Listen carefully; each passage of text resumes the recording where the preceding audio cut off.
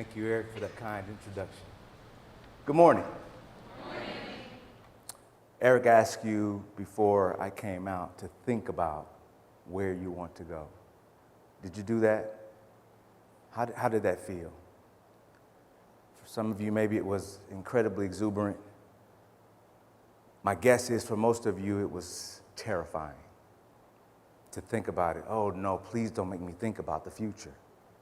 Please don't make me think about that because I don't know what that looks like. And what if I fail? And what if I don't? And what if I don't? And what if I don't? No judgment. That's very, very natural. Because our perspective of the future is grounded in our view of our past and our view of our current situation. And so we look ahead based on what we've seen and experienced, and based on what we see and are experiencing. That's the information that we use to look ahead. What if I told you that I could share with you a way to train your brain how to look at the past and how to look at the current in such a way that it fills you with energy and exuberance when you look forward? Would you be interested in that? Awesome. Here's what I'm going to do that you will never hear your teachers say to you, and you'll never hear your boss for the adults say to you. I'm going to ask you to pull out your smartphone. And I'm going to ask you to open up a window where you can take a few notes, because there are 4 or 5 things I'm going to say to you that I'm going to ask you to type them.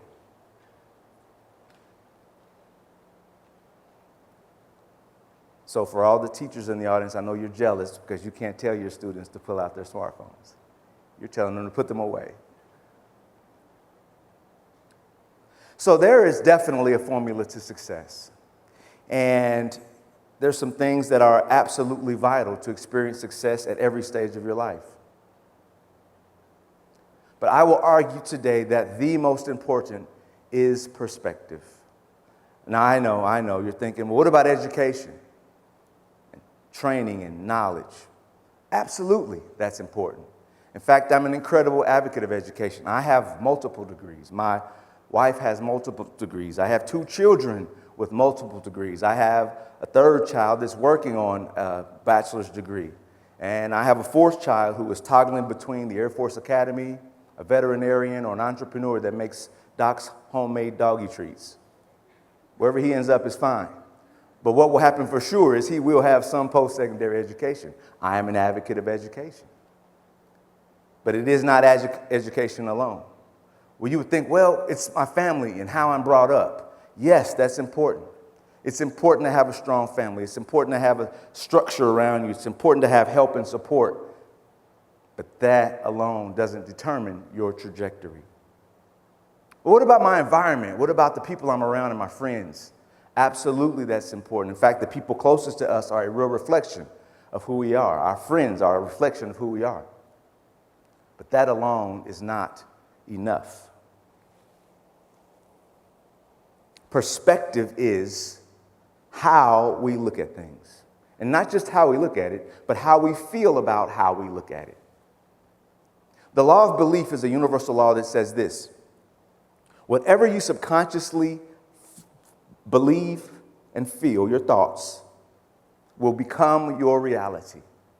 Whatever you subconsciously believe long enough will become your reality.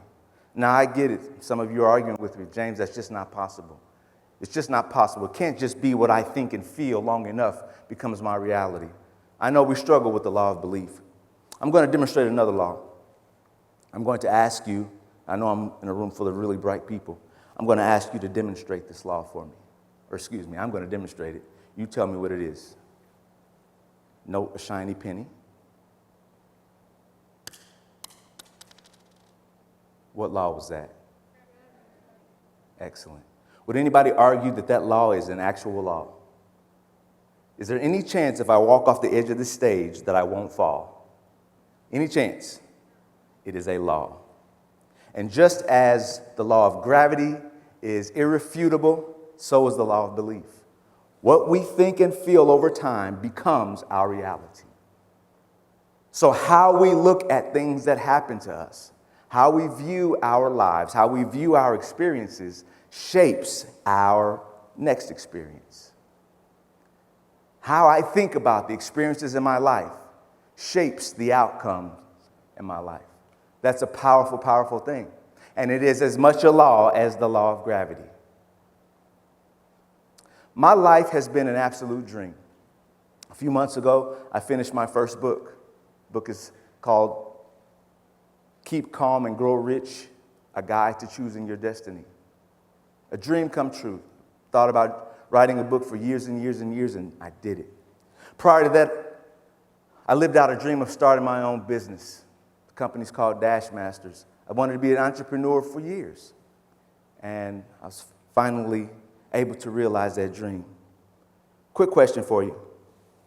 Tell me, what do you see up there? Some of you will say, I see a face of a person. Others of you see a field, a grassy knoll, a building.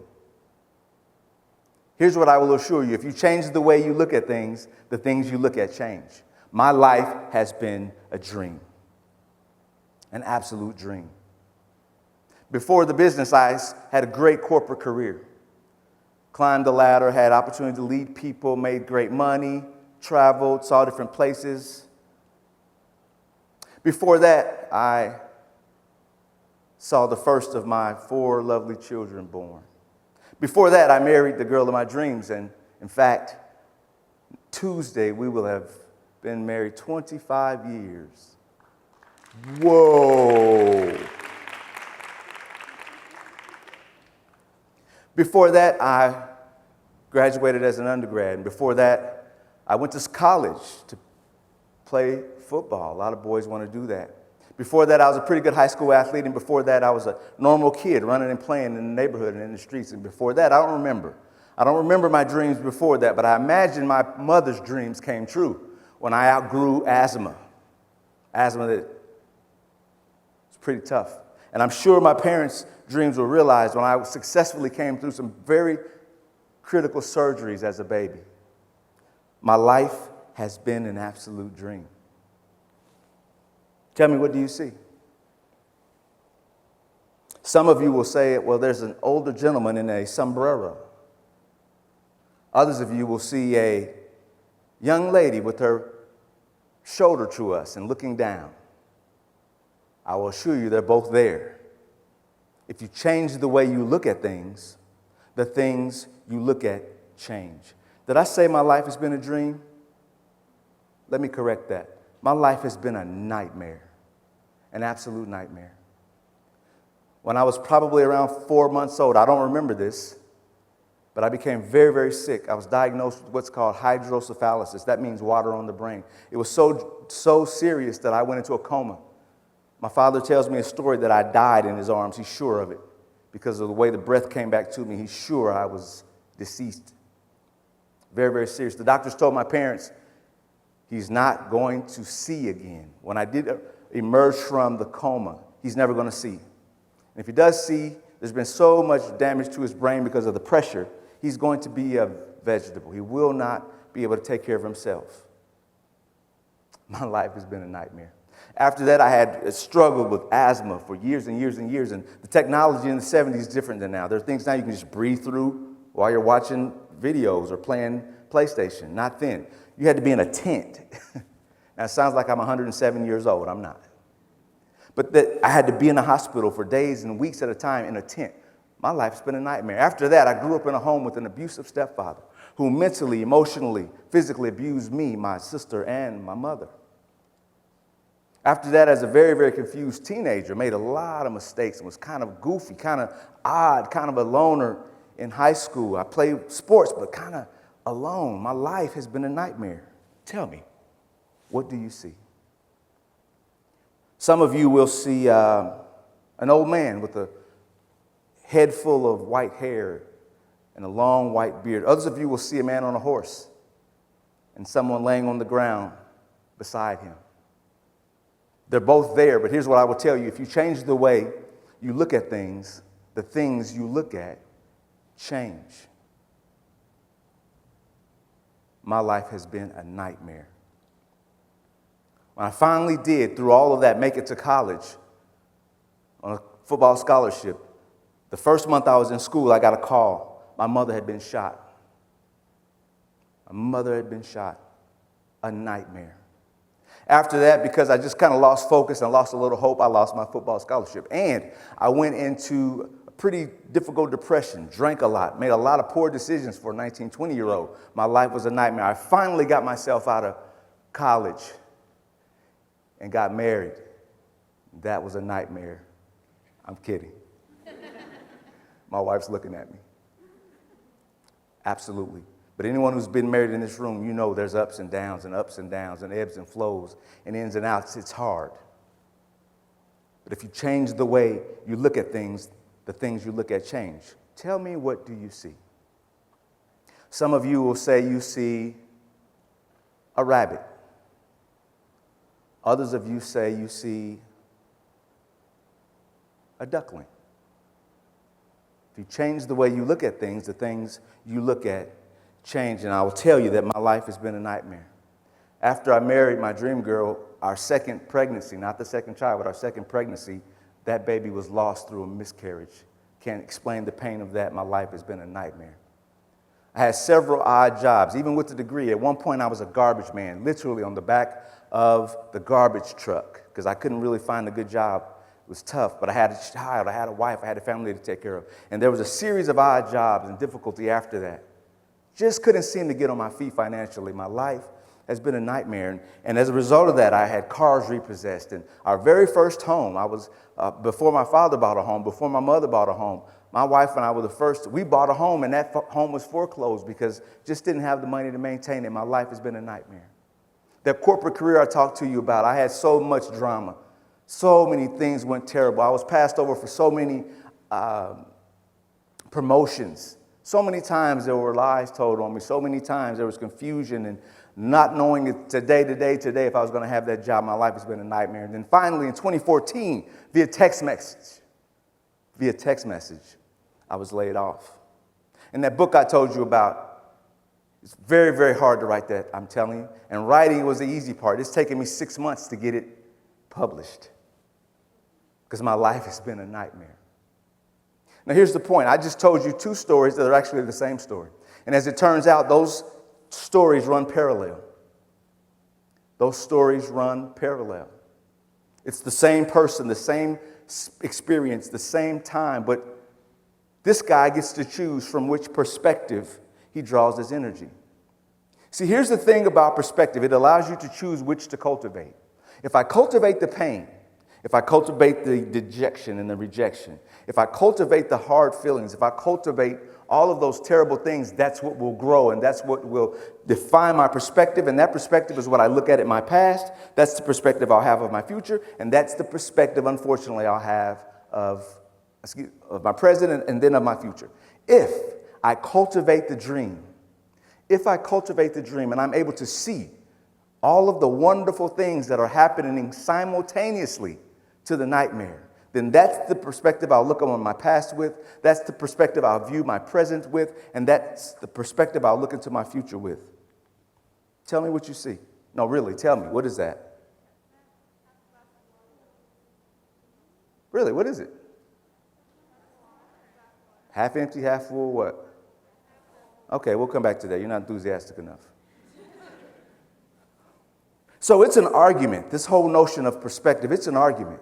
Because right now, I told you my story, but I'm pretty sure as I share my story, you were thinking your own story. I know you just went forward and backward with your own story, and you thought about the dream, and you thought about the nightmare. You thought about all of it. I know you were feeling it. And now you're even arguing with yourself. Which one is going to win? I want you to repeat after me. What I ask you to repeat, I want you to type. If I think I can, or if I think I can't, I'm right. If I think I can, or if I think I can, I am right. Say that. I hope you wrote that down. See, there is an argument that you're having about these experiences. And whichever argument prevails, that will be the prevailing perspective.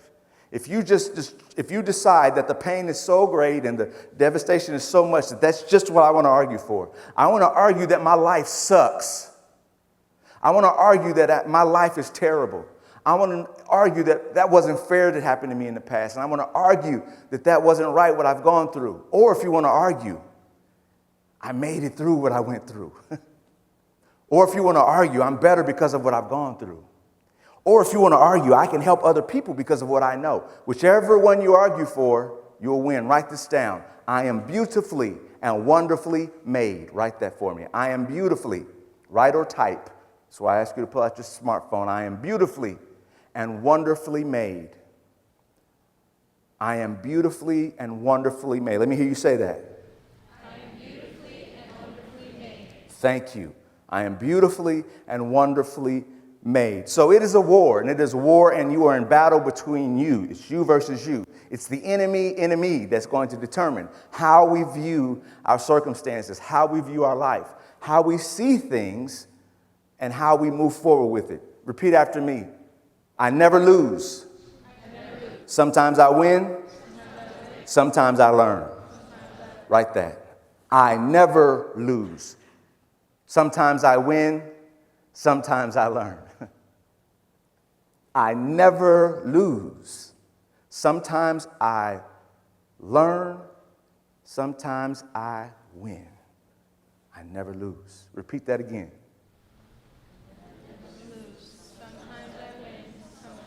Excellent. So I am very inspired by this gentleman on the next slide. Nelson Mandela lived from 1918 to 2013. Almost 100 years. He died at 95 years old. And I imagine if President Mandela were standing here, that's right, president. He became president of South Africa. I imagine if he stood here, he would say that his life was a dream. He would talk about being an incredible athlete as a young man. He would talk about his marriage to his wife for many, many years. He would talk about his child who he parented, who is still very busy, involved activist in the world right now today. He would talk about the dream, but he would not be able to talk about his life without talking about the nightmare.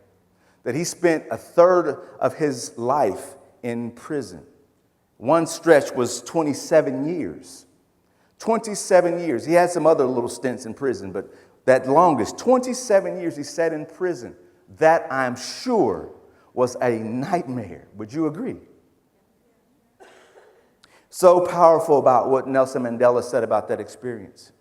He said that he was never a prisoner. He was never a prisoner in 27 years because he never gave away the right to forgive his captor. That's perspective. He never gave his power away to forgive. And as long as he could be forgiving, he was a free man. As long as he could be forgiving, he was free. Therefore, yes, President Mandela's life was a dream, but it was also a nightmare. Let me go back to this. I asked you what that was, and some of you said it was a glass half full. In fact, most of you said it was a glass half full, because you were scared to death to say it's half empty. Right? If I say this glass is half empty, I am going to hell. I know it. Right? Because we've been so socialized to you must be positive. You must be positive. You can't be negative. That's a lot more pressure than saying you get to choose your perspective. Here's the truth about that glass. Number one, it's my glass. It's mine. And whether it's half empty, whether it's half full, whether it's running over, whether it's bone dry, it's mine, and I love it. I love all of it. I love everything about it. I love the nightmare. I love the dream. It's my life. It's my glass. I love it. Here's something else that's important. It's at the same time half empty and half full. That's the power of perspective. That it is both. That it is the yin and the yang. That for every action, there's a equal and opposite reaction. That for every positive, there's a negative. For every negative, there's a positive. I had someone say to me before, James, why are you always just focusing on the positive? It doesn't make the negative go away. Why do you just want to focus there? The bad stuff is still there. I said, yes. And why do you just want to focus on the bad? The good stuff is still there. It's all there. It's still there. It's there. So I get to choose where I put my energy. Repeat after me. I see what I believe. Write that down. I see what I believe. Type that in your smartphone. I see what I believe. That's important because we've been socialized to believe seeing is believing. Nah, believing is seeing. When you see it, when you believe it, remember that law of belief. When you believe it and you think about it, when your thoughts, words, and actions align with it, you see it. The way you see it is the way it is. Yesterday we were rehearsing and I got to this point and I did not have a closing. That was okay. And I was tired, so I decided not to come up with one. Here's what I decided to do. I decided that you would close it. I decided that this incredible audience would close this presentation. And so I'm going to ask you, and it's probably not going to be in uniform, but it'll just be an orchestra of amazing voices. I'm going to ask you to read back to me those 4 affirmations. Before you do that, I'm going to challenge you. Those 4 affirmations, that's what those were I just gave you. Those are affirmations.